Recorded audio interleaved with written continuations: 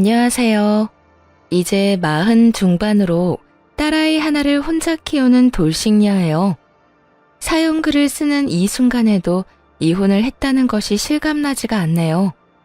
3년이라는 짧지 않은 시간 동안 시댁 어른을 모시면서 남편과 시모에게 무슨 일을 당했는지 이야기하고자 해요. 들으시면서 같이 시원하게 욕 한번 해주실래요? 저는 참으로 복이 없는 사람이었어요. 어린 시절 어머니는 바람이 나서 도망을 갔고 아버지 밑에서 커야 했고요. 아버지는 어린 딸을 키우기 위해 힘든 일을 마다하지 않으셨지만 어쩔 수 없이 아버지가 일을 하는 동안 저는 방치될 수밖에 없었죠.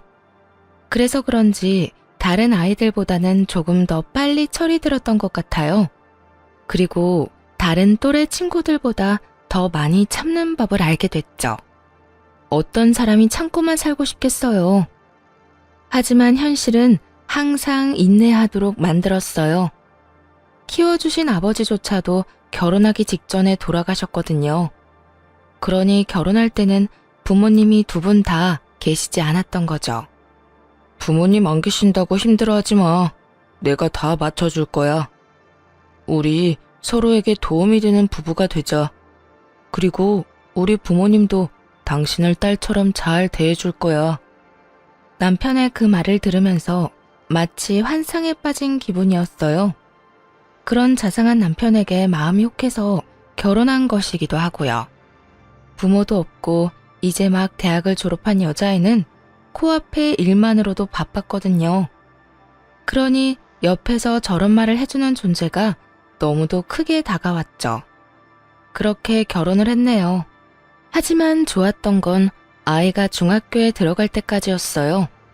그때까지만 생각했을 땐 어떻게 보면 이상적인 결혼 생활이라고도 할 수 있었죠. 하지만 그 뒤에 문제가 생겼어요. 예, 너희 시아버지 많이 아파서 병원에 입원하셔야 돼. 나도 이제 나이가 들어서 힘도 못 쓰고 네 남편도 일하느라 바쁘니 우리 집에 너 말고는 시아버지 봐줄 사람이 없구나. 시모의 말에 고개를 끄덕였어요. 시부는 결혼 초에도 무척이나 잘해주셨고 딸에게도 참 좋은 할아버지였거든요. 병간호는 힘들겠지만 그런 분을 위해서는 견딜 수 있다고 생각했어요. 네, 어머님. 제가 틈틈이 시간 내서 아버님 간병하러 올게요. 그런 결정을 남편도 좋아해줬어요. 여보, 너무 고마워. 그래도 당신이 힘들면 안 해도 돼. 나 그런 거 시키려고 당신하고 결혼한 거 아니야. 알지? 시부 간병하는 거야 솔직히 그렇게 힘들다고 느껴본 적은 없어요. 전문적인 건 간호사가 다 해주고 병실마다 통합 간병이라고 해서 간병인들이 환자 몇 명을 묶어서 케어해 주었거든요. 그런 간병인 분들이 하기 곤란한 일이나 시간상 생략하는 일을 도와주면 되었죠. 그래서 정말로 간병인 노릇은 큰 힘이 들진 않았어요. 시부의 말벗 정도를 하고 맛있는 걸 사드리는 그런 시간이 다였죠. 간병이 힘들다고 느끼는 때가 있었는데 단 한 가지 이유 때문이었네요. 보호자분, 오늘 환자분 입원비 내셔야 해요. 이따가 원무과 내려가서 정산하시고 오시면 돼요. 오랫동안 입원한 환자의 경우 보름이나 주에 한 번씩 병원비를 정산하는 시스템이었는데 저한테는 시부의 병원비를 낼 정도의 돈이 없었어요. 시부의 병원비로 써야 할 돈은 시모가 가지고 있었고 보험금 또한 시모가 관리하는 시부의 통장으로 들어오고 있었거든요. 1, 2년 정도는 시모가 때에 맞춰 시부의 병원비를 잘 내주었어요. 그런데 3년째가 되는 해부터는 점점 병원비를 제때 내주지 않더라고요.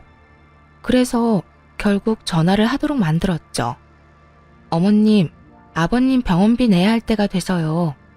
간호사가 와서 이야기하는데 어머님이 병원으로 돈을 좀 붙여주시거나 직접 오셔서 계산해 주시면 될 것 같아요. 또 돈 얘기야? 예, 이쯤 되면 네가 알아서 돈 낼 생각은 안 하는 거니? 너도 자식이야. 며느리도 자식이라고. 자식된 도리로 그 정도 병원비도 못 내줘? 어머님, 죄송한데 저는 파트타임으로 일하는 중이라 돈이 그렇게 많이 없어요. 그리고 제 월급은 저희 생활비로 다 들어가고요.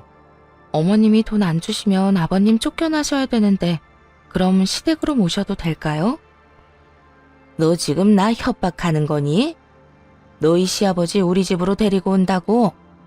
그게 아니라 간호사가 하는 말을 전하는 거예요. 돈 안 내면 집으로 가셔야 된대요. 아니, 간호사가 얘기하고 말 것도 없이 병원비를 안 내면 돌아가야 하는 게 당연하잖아요. 그렇게 말하자 시모가 잠시 멈칫하더니 알겠다고 이야기하더군요. 그렇게 겨우겨우 돈을 받아냈어요. 화가 나고 짜증스러웠던 건 그 돈이 원래는 시부의 연금과 보험금이라는 거예요. 그런데 항상 시모는 병원비는 뒷전이었고 그걸 유흥비로 탕진하기 바쁘더라고요. 그렇게 몇 번이나 시모와 입씨름을 해서 병원비를 받아내곤 했는데 3년을 꽉 채워갈 때쯤에는 그마저도 내주지 않더라고요. 전화할 때마다 시모가 하는 말은 정말 돈이 없다. 보험금도 이제 다 떨어졌다. 그것뿐이었어요. 사실 보험금이 떨어질 일은 없죠. 실손 보험이 있는데 그건 병원비에서 자기 부담금을 제하고 나오는 거잖아요. 그것마저 안 나온다는 건 말이 되지 않았어요. 그렇다고 혼자 이 문제를 해결할 수 있는 것도 아니었죠. 그래서 남편에게 말하기로 했어요. 여보, 어머님이 아버님 병원비를 안 주셔. 그래서 지금 병원비가 밀려서 힘든 상황이야. 당신이 어머님한테 이야기 좀 해주면 안 돼? 여보, 나 요새 진짜 바쁘고 힘들어. 이런 것까지 부탁받는 거 너무 힘들다고. 그런 거 그냥 당신이 알아서 하면 안 돼? 엄마한테 얘기하는 게 뭐가 그렇게 힘들어? 힘든 게 아니야. 어머님이 돈을 안 주신다니까? 작정하고 안 주시는데 나더러 어떻게 하라고? 엄마가 안 주신 데는 이유가 있겠지? 그걸 나한테 이야기하지 말고 엄마랑 얘기하라고. 남편과는 대화가 아예 통하지 않더군요. 남편은 시모에게 나름의 이유가 있어서 돈을 주지 않았다고만 생각하더라고요. 그런데 아무리 그렇다고 하더라도 시부의 돈을 가진 건 시모잖아요. 그러면 병원비는 당연히 시모의 주머니에서 나오는 게 맞고요. 돈을 주지 않은 보호자에게 도대체 얼마나 더 재촉하라는 말인지. 게다가 시모는 이제 더 이상 제 전화도 받을 생각이 없나 보더라고요. 오히려 제 탓을 하며 짜증내는 남편을 보니 더 이상 참아주기 힘들더군요. 그래서 남편과 말로 싸우는 짓은 하지 않기로 했어요. 그냥 이 상황을 남편에게 고스란히 떠넘기기로 결정했죠. 그렇게 결심하고 남편과 싸운 다음 날 바로 병원으로 갔습니다. 시부의 가족관계 증명서를 가지고요. 그리고 병원의 원무과의 주 보호자를 바꿔달라고 말했죠. 네, 여기 이 환자분 주 보호자가 지금 저로 되어 있는데 저는 며느리고요. 아들은 여기 있는 이 사람이거든요. 그러니까 주 보호자를 아들로 바꿔주시고 연락처도 그쪽으로 바꿔주세요. 앞으로 저희 남편이 아버님 상황에 대해서 다 책임질 예정이라서요. 원무과 직원은 아주 친절하게 그렇게 하겠다며 바꿔주었어요. 가족관계 증명서에 떡하니 아들이라고 나와 있으니 그 사람들도 다른 말할 거 없이 등록해줬죠. 그리고 애초에 시아버지가 처음 이 병원에 들어올 때 주 보호자가 남편이었거든요. 그때 기록이 있으니 그 사람들도 별말하지 않은 것 같더라고요. 그리고는 원무과 직원이 이렇게 이야기하더군요. 그런데 지금 그 환자분 2달치 입원비가 아직 미정산됐던데 혹시 확인하셨나요? 아, 그거 말인데요. 주 보호자인 아들한테 연락하시면 돼요. 저희 남편이 알아서 할 거예요. 원무과 직원은 알겠다며 웃으며 대답하더라고요.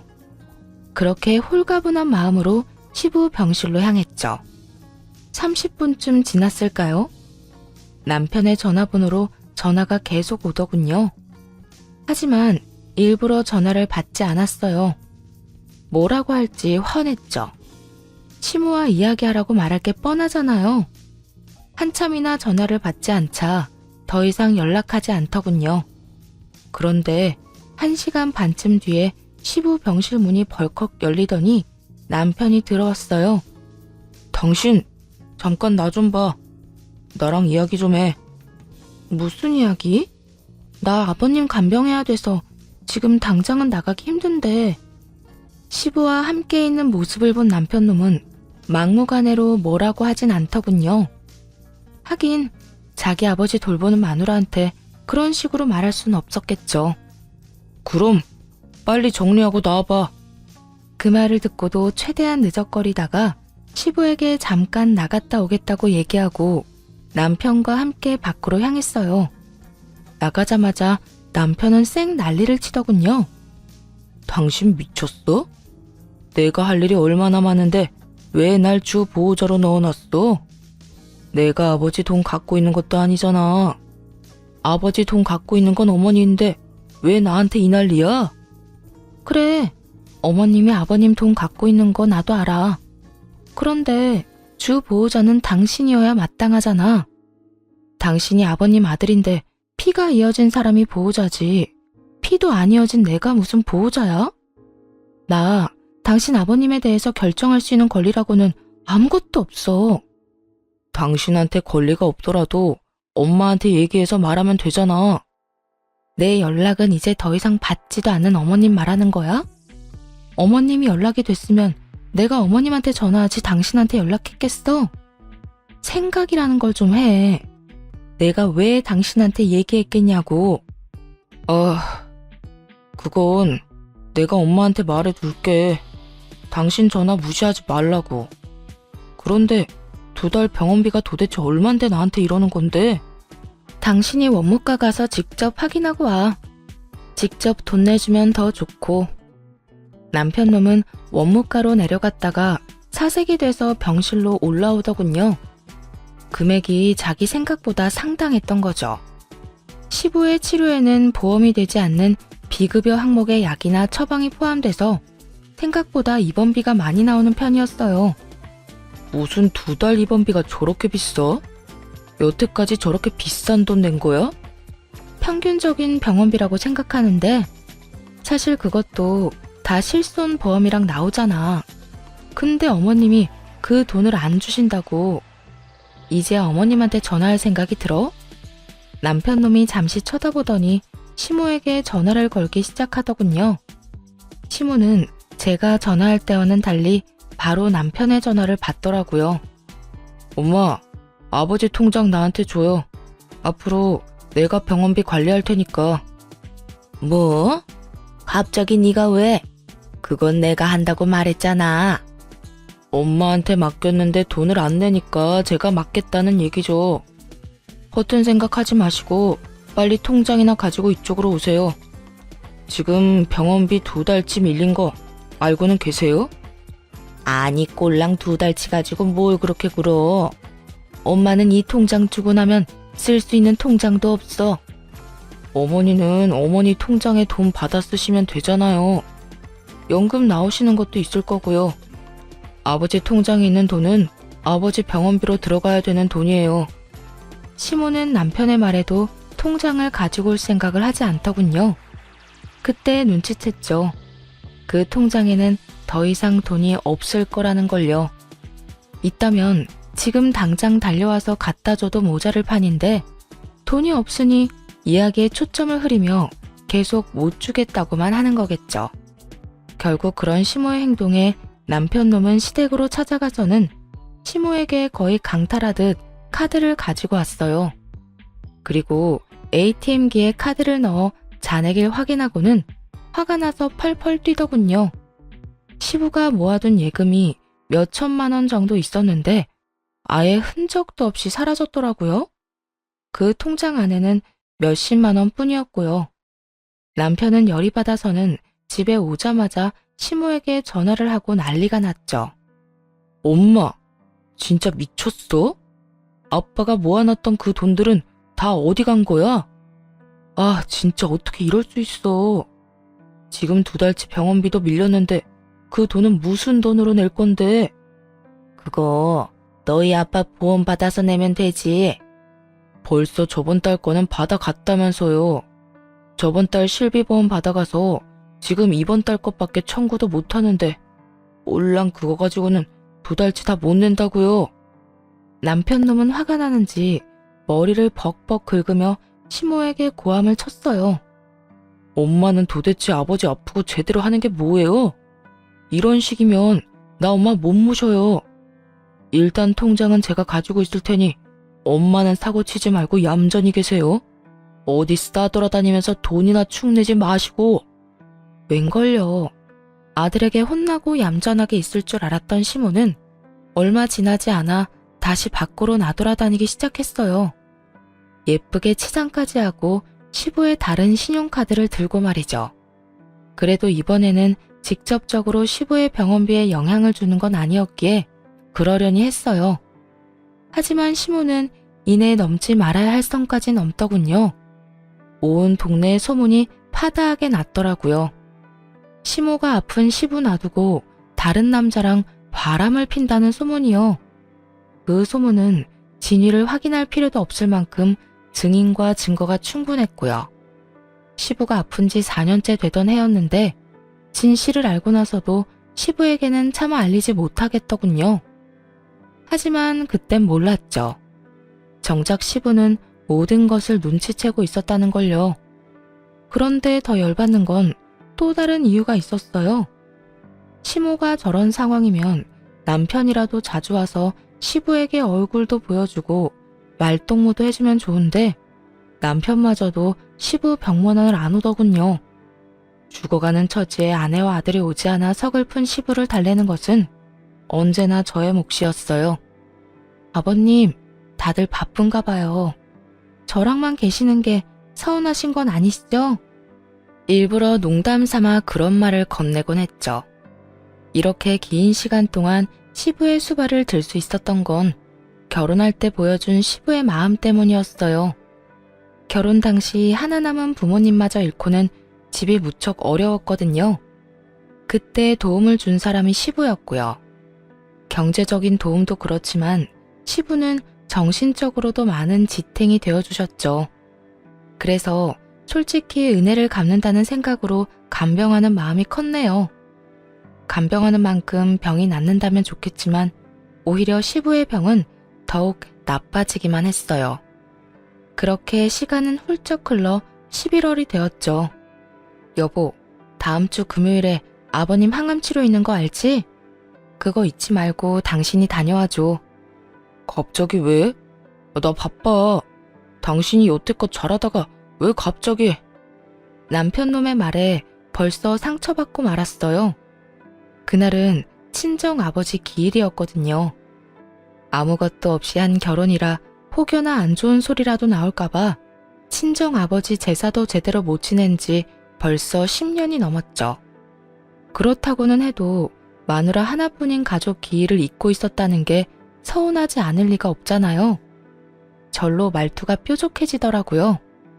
그날 아버지 기일이야. 납골당 다녀올 건데 같이 갈 거야? 기일이라고 말하자마자 남편 놈이 금세 입을 꾹 다물더군요. 하긴 입이 10개라도 할 말이 없었겠죠.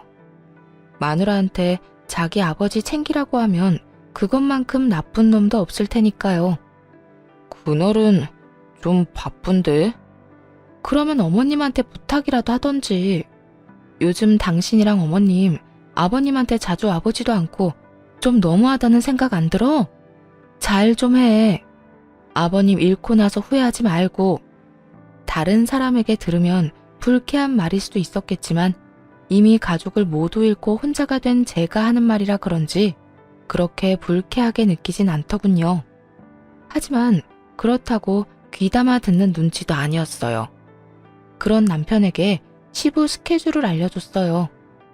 항암치료 때문에 지금 있는 요양병원에는 퇴원 수속받고 아버님 암 치료하는 곳에 입원하셔야 해. 거기서 항암치료 받고 다 끝나면 다시 요양병원에 입원 수속하고 시부를 집에서 모시지 않겠다고 한 시모 때문에 요양병원에 입원하신 거였는데 그 때문에 항암 치료를 받을 때마다 요양병원에서 퇴원수속을 밟아야 했죠. 항암 치료를 받는 병원이 다르다 보니 그 병원에 다시 입원 수속을 해야 했고요. 그렇게 치료를 받을 때마다 퇴원 수속이며 입원 수속을 몇 번씩 해야 하는 번거로운 상황이 된 거예요.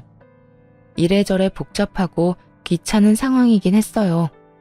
남편은 알겠다며 자기가 그날 바쁘면 시모를 부르겠다고 하더군요. 그렇게 오랜만에 바깥바람을 쐬며 납골당이 있는 외곽으로 향했죠. 납골당을 들러 조용히 시간을 보내고 있는데 갑작스레 전화가 울리더군요. 병원이었더라고요.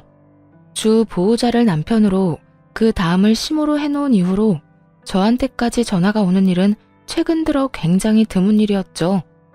무슨 일이 생긴 건 아닌가 싶어 떨리는 마음으로 전화를 받았는데 그러더군요.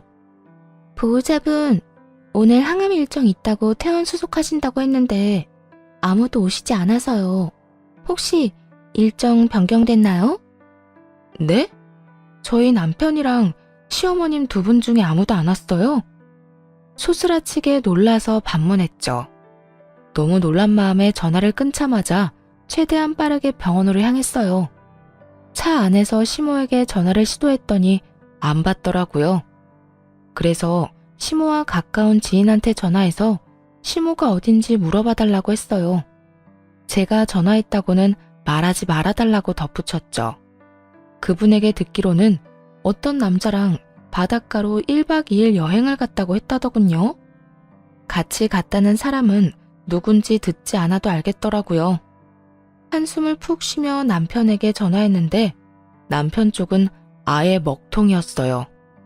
딸에게 연락해볼까 하다가 기숙학교에 들어간 딸이 뭘 알 리도 없고 괜히 아이에게 부모 사정만 들추는 것 같아 연락하지 않았네요.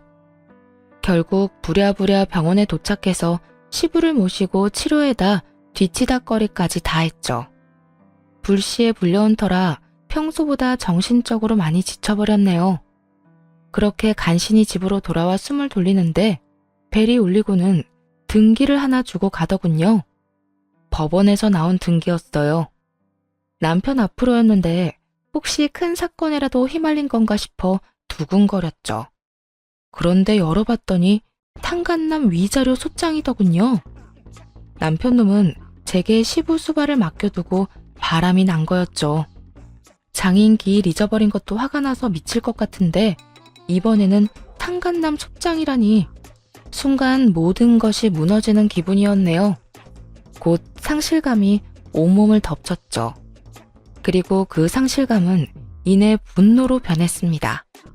그날 남편이 돌아오길 종일 기다렸는데 결국 남편은 오지 않았어요. 직감했죠. 상간녀와 1박을 하고 있을 것이라고 짐작했네요. 시모가 외도를 하고 있듯이 말이죠. 남편 놈보다 시모와 먼저 연락이 됐고 곧바로 따져 물었어요. 어머님, 아범한테 이야기 못 들으셨어요? 아버님, 오늘 항암치료 일정 있다고요. 듣긴 들었다만 그건 원래 네 일이지 않니? 왜 나한테 이러는지 모르겠구나. 모르다뇨. 어머님 남편이잖아요. 진짜 보호자. 며느리한테 수발 들도록 맡겨두고 어머님은 도대체 뭐하고 다니시는 거예요? 내가 뭘 하든 네가 무슨 상관이야? 어차피 네 시아버지 죽으면 우리는 남남이야. 지 남편 제대로 간수도 못하는 년이 남의 집 사정에 간섭은 왜 해? 네 앞가름이나 잘해. 네 남편 놈이 너 아버지 수발 들게 할 생각으로 이혼 안 한 거 모르지? 거기까지 들으니 도리어 분노마저 사라지고 차가워지는 기분이더라고요. 시모도 남편 놈이 바람 피우는 걸 알고 있었고 남편 놈도 시모에게 바람 피우면서도 이혼하지 않는 이유를 설명해줬다는 뜻이잖아요. 알고도 시부의 병간호를 모두 떠맡긴 것이 용서가 안 됐고 그저 어떻게든 저를 이용해온 두 사람을 용서하고 싶은 마음도 없었어요. 다음 날 이른 아침, 항상 그랬듯 시부의 병원으로 향했어요.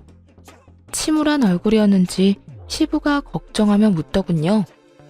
아가, 왜 그렇게 얼굴색이 안 좋아? 무슨 일 있는 거야? 그게 아버님, 그 사람이 바람을 피워요. 시부의 따스한 한마디에 저도 모르게 눈물이 나며 하소연했어요. 친정아버지 기일에 같이 가자고 했다가 거절당한 뒤로는 같이 가자고 말하지도 못했는데 억지로라도 데리고 다닐 걸 그랬나 봐요. 어떻게 그 인간이 저를 두고 바람을 피워요? 시부는 그저 하소연을 들어주기만 하셨죠. 아버님, 이혼이 하고 싶은데 저는 능력이 없어서 고등학교 들어간 딸 두고는 이혼 못할 것 같아요. 그런데 조만간 이혼하자는 통보는 받을 것 같고요. 어떻게 해야 할지 모르겠어요. 사실 시부에게 하소연하는 것도 웃겼죠. 팔은 안으로 굽는다는데 시부가 제 편을 들 리 없다고 생각했거든요. 그런데 시부에게 나온 말은 의외였죠. 걱정 말고 너 하고 싶은 대로 하거라. 사실 나도 이제 다 살았어. 마지막으로 너한테 선물 하나 주고 가고 싶구나. 가족들에게도 그렇고. 그렇게 말하며 시부가 등을 떠밀어 주시는 거예요. 그 말에 힘입어 그날 집에 돌아온 남편과 크게 싸웠죠. 당신 어떻게 나한테 그럴 수가 있어? 4년간 시아버지 병수 밟던 나한테 이딴 상간남 위자료 소장을 줘? 왜 나한테만 뭐라고 해? 나 방치한 건 너도 마찬가지잖아. 내가 너를 방치했어? 딸 입시 준비에 아버님 병간호에 파트타임 일까지 하는 내가 너를 방치했다고? 그것 때문에 바람을 폈다고 그렇게 말하는 거야 지금? 그럼 네가 아버님 병간호 해. 나한테 다 떠넘겨놓고선 널 방치했다는 미친 소리나 찍찍하지 말고. 나도 어차피 당신이랑 이혼할 생각이었어.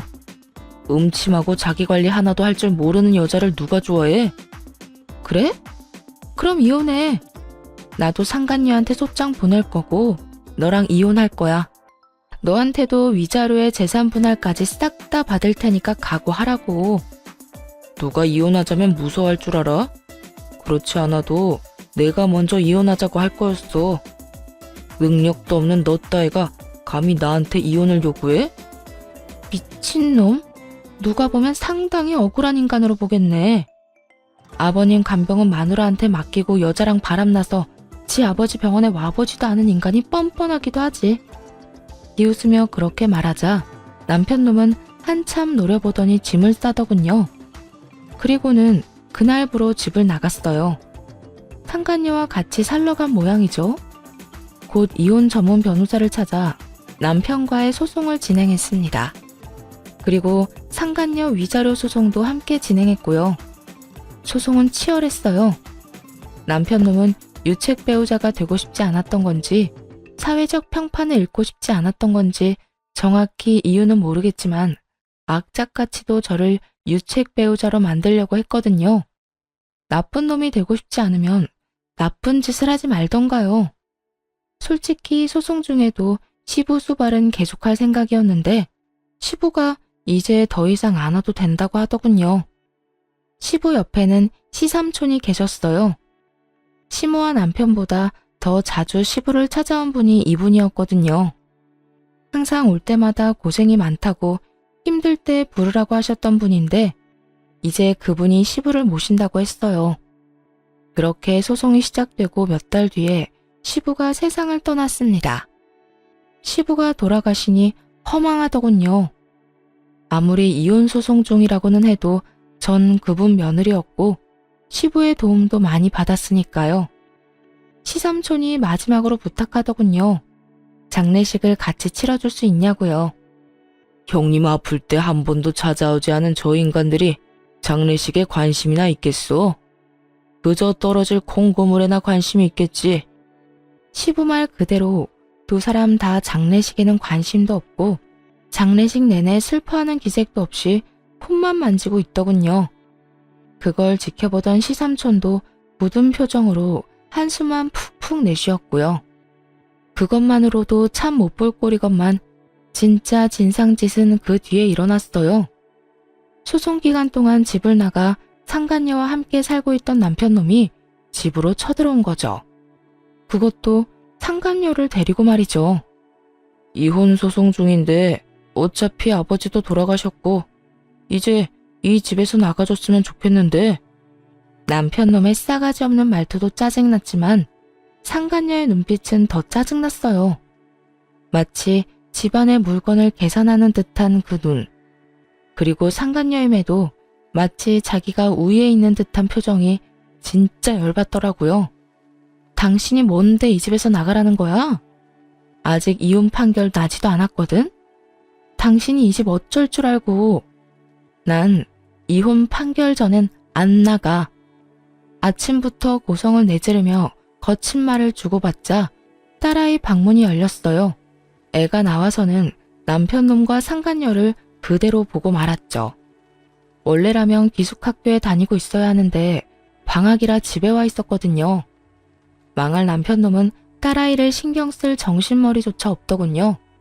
하긴 이혼 소송 중에 상간녀가 애가 곧 어른이니 그냥 양육비 주고 애 엄마한테 주라고 했었거든요.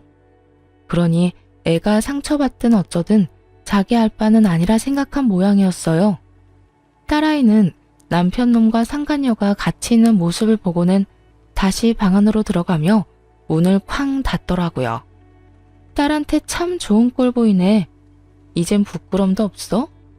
이 집에서 나가라는 건 네 자식도 내쫓는다는 거지? 딸은 곧 기숙학교 들어가잖아. 보시지. 지금은 아니잖아. 정말 바닥을 보이는구나. 좋아. 그런데 이 집에서 나가야 할 사람은 내가 아니라 너희들 같은데? 남편에게 그렇게 이야기하며 종이 하나를 남편에게 내밀고 흔들었어요. 이게 뭐야? 등기부등본이다 이놈아. 이 집이 네 집이라고? 벌써 1년도 더 전부터 내 집이었어. 나가야 되는 건 너야 너.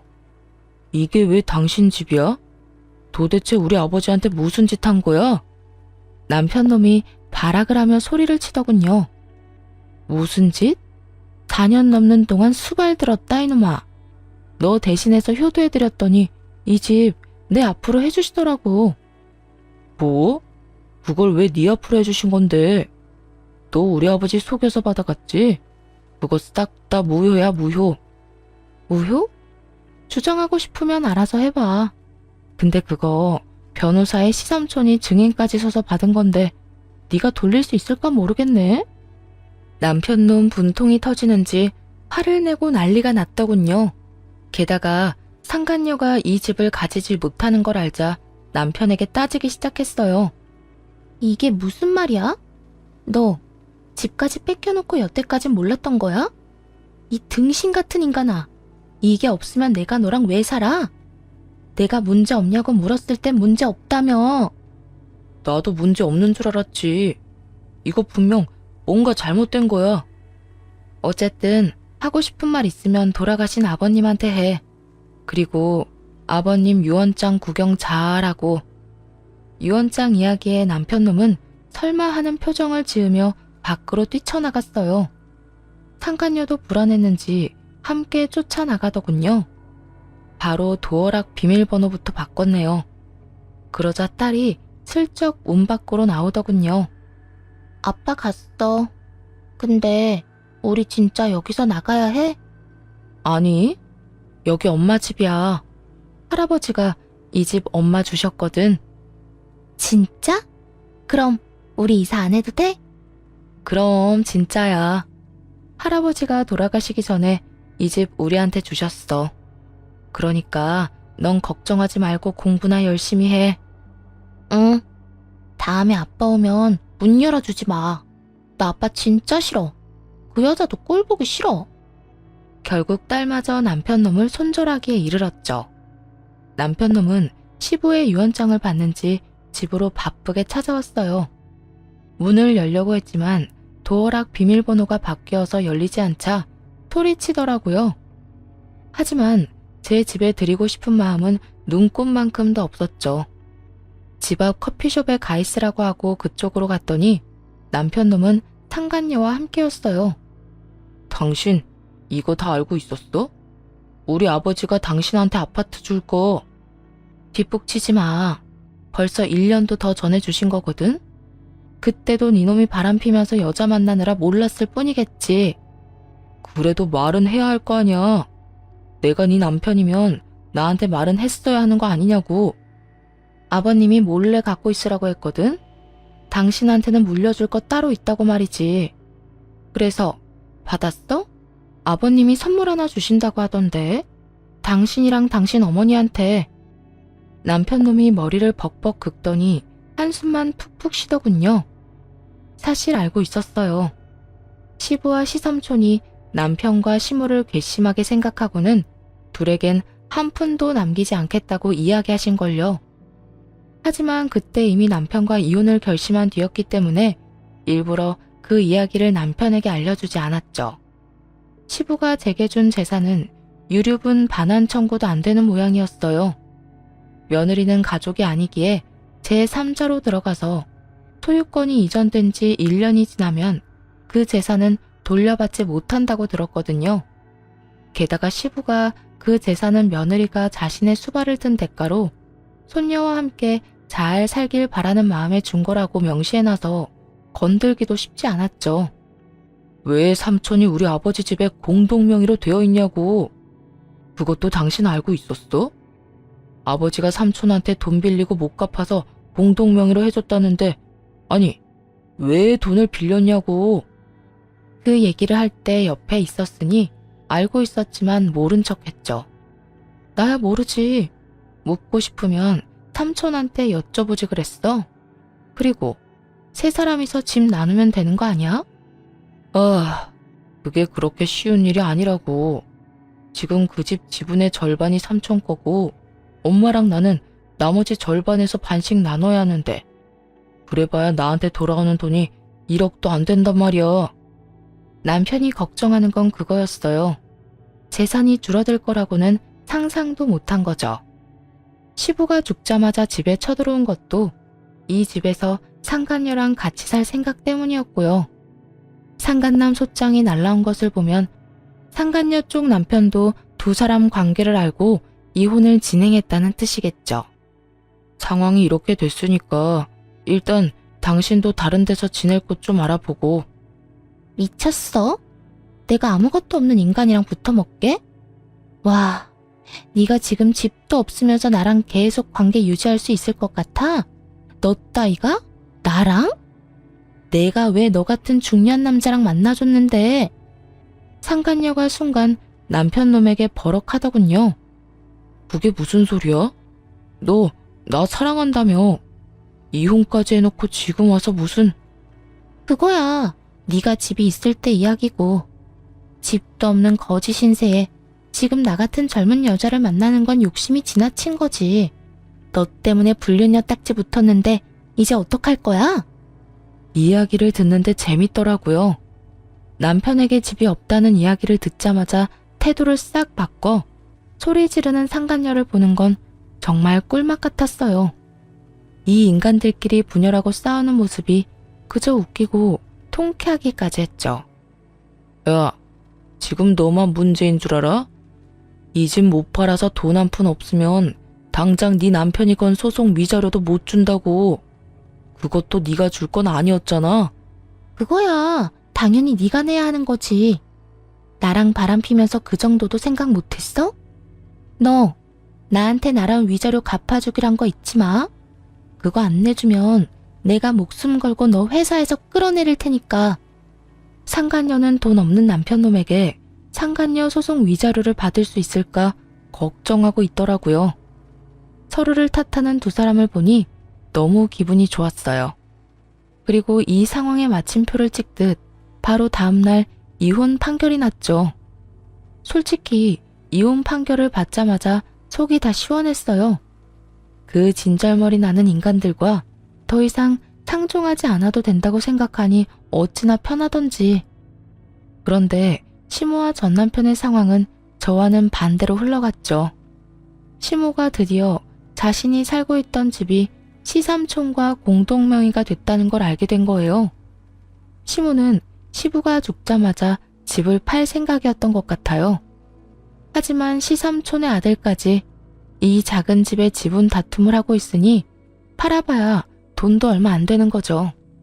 세 사람이 상황을 정리해야 했는데 시삼촌이 부르시더라고요.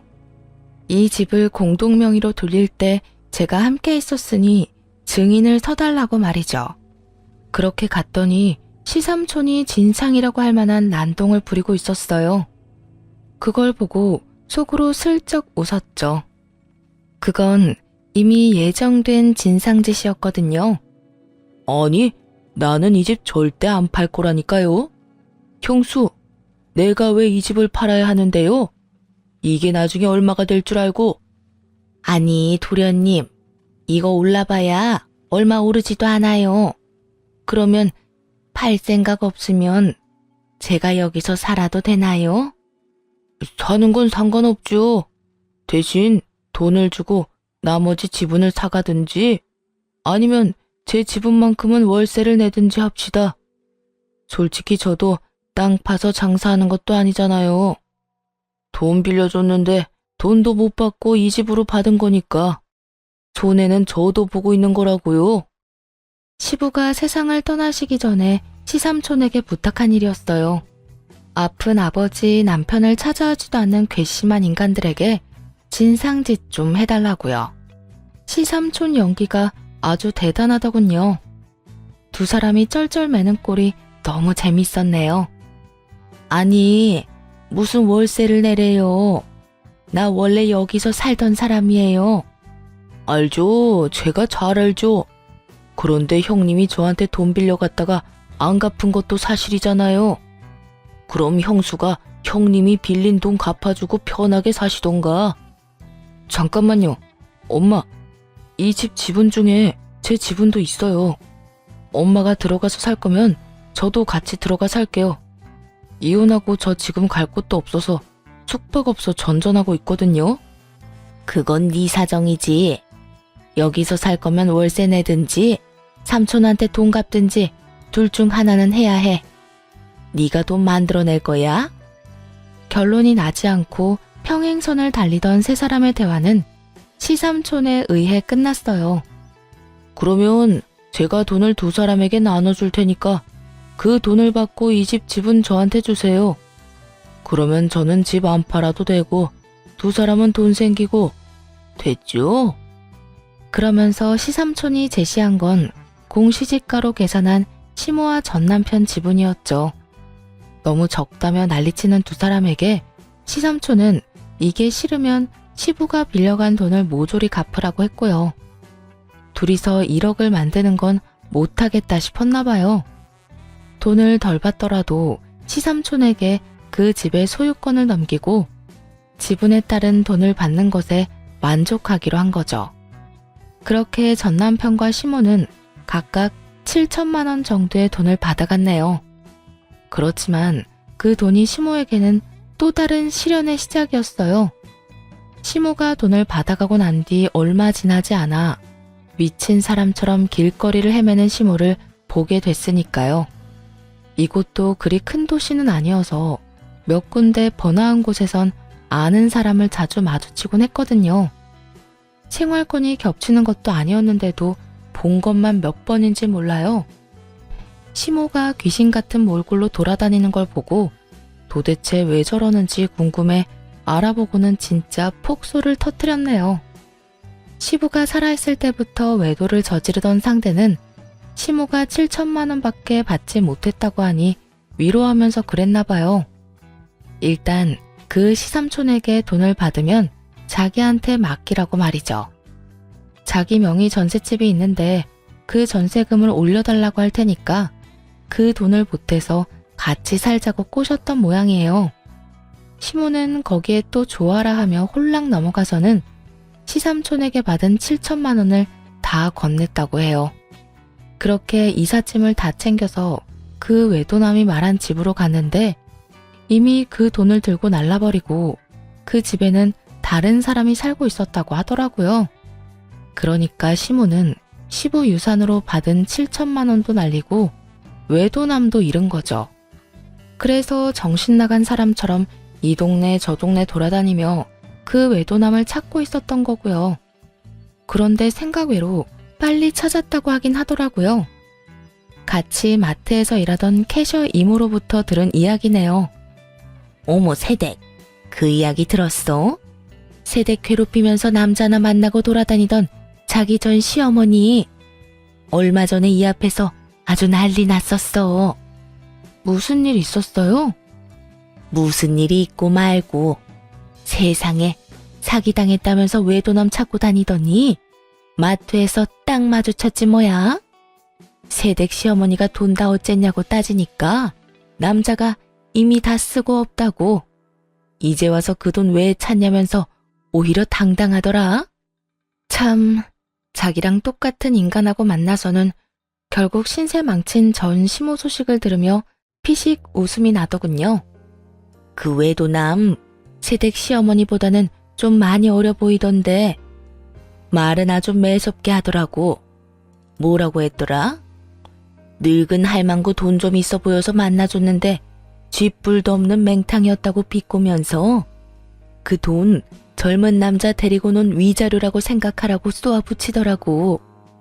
막 그렇게 이야기하는데 둘이서 멱살을 잡고 아주 난리가 났었어. 시부 죽고 나면 남남이라며 막말하던 시모가 결국 상간남에게 버림받은 걸 보니 어찌나 속이 후련하던지요. 이제 미련이라고는 눈꼽만큼도 없이 다 사그라들었죠. 그렇게 며칠 지나고 집으로 전 남편 놈이 찾아왔어요. 애를 보러 왔다는 핑계로 찾아와서는 애한테 개소리를 짓거리더군요. 딸도 엄마랑 아빠랑 이혼한 거 참 힘들지? 예민한 시기에 엄마 아빠가 너 힘들게 해서 미안해. 그래서 말인데 엄마랑 아빠랑 다시 잘 만날 수 있도록 우리 딸이 도와주면 안 될까?